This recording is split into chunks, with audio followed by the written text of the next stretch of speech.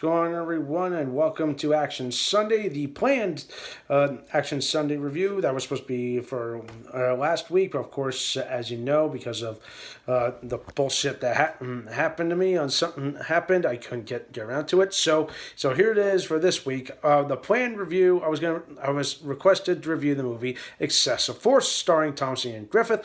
And if anybody has never heard of that, well, you're in for a treat, because we're not. It's one of those little movies that flew under the radar. It was produced and written by Thomas Griffith himself, and a New Line Cinema distributed it. Yeah, bet you didn't know that. So, yeah, so I found out about this, so I had to go find some digging on it. I found it on YouTube. I was able to watch it. And by the way, first vibes what I was getting from this movie was, I feel like I've seen this kind of plot before. So it's essentially, get the plot in a nutshell, is we have a cop that's trying to take down a crime lord in the city of Chicago, as well as he's also trying to fight corruption amongst some of the people in his department. So, gee, where have I heard that before? To me, I felt like I've seen this done before. And the one movie that comes to mind is Code of Silence with Chuck Norris. So, whereas that was with Chuck Norris and that was many moons before this, here it's Thomas Ian Griffith. His spin on the story, on this whole, let's see, interesting ordeal. And like, to me, I feel like, okay, it's good, but I feel like I've seen it just like the other movie, like I've seen, like I just said. But there are some notable differences. One, the mobsters kind of went back to the cliche Italian kind of mobster instead of the Spanish drug cartel like you had with Henry Silva.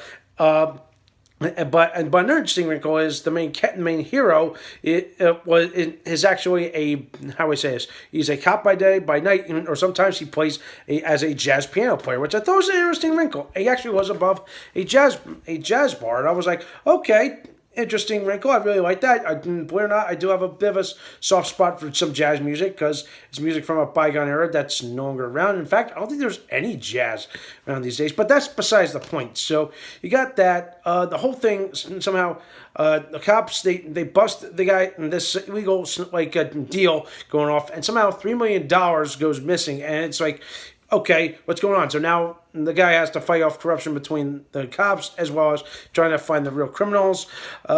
Yeah, it's really crazy. And there's some very tense action moments. There's some really dark cloak and dagger moments.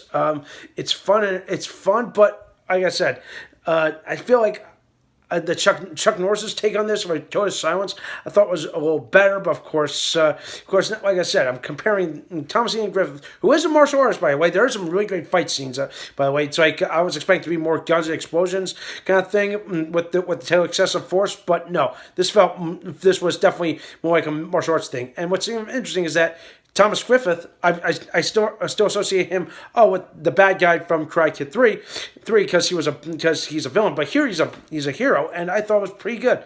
The pacing of the story really works. I kind of like that, like it kind of explored some interesting dynamics here and interesting set pieces.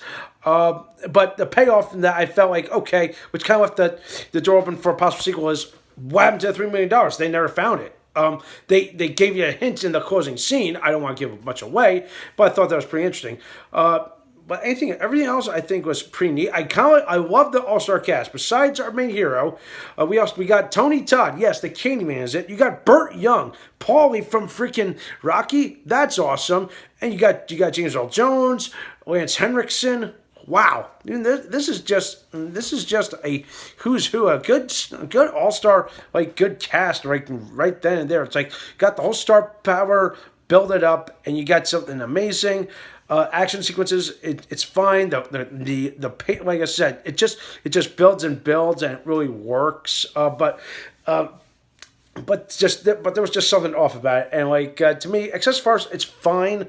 But I prefer, if you're going to do something in a similar style of fighting against corruption, against both a vicious mobster as well as your own kind, which of course I don't want to give away the whole twists and whatnot. But I like the fact they kind of left it open. But was there a payoff to it? There would be a sequel, but was unrelated to this movie. So. What the hell were they thinking there? I'll never know. I'll never understand it. But it's really, but I'd say for its worth, I think it was a fine movie. Even though I felt like the movie was a little dark at times. Like, oh, it was like really some tense moments and and like a moments like I don't know if it was the quality of the picture. Like I just felt like I couldn't see much. I don't know. I don't know if maybe it was just like a poor upload from a VHS or a DVD. I don't know. But hey, it's YouTube. What can I say? So yeah, if I had to talk about and give Excessive Force a score, I'd probably give this I'd probably give it a 6 out of 10. That's as best I'm gonna do because I thought it was fine. It's good, but like I said, there's some things that I've seen before, some more tropes and cliches that I've seen done in Killer Silence, but I thought that was different. But I don't know. It's like take your pick.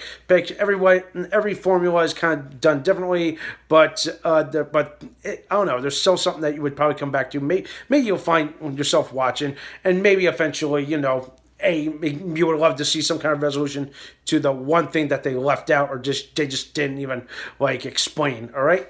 So that does for this week. I apologize that I didn't get this out last week. So that does for this week. Don't forget to subscribe to my channel. Stay tuned for some more awesome and exciting videos.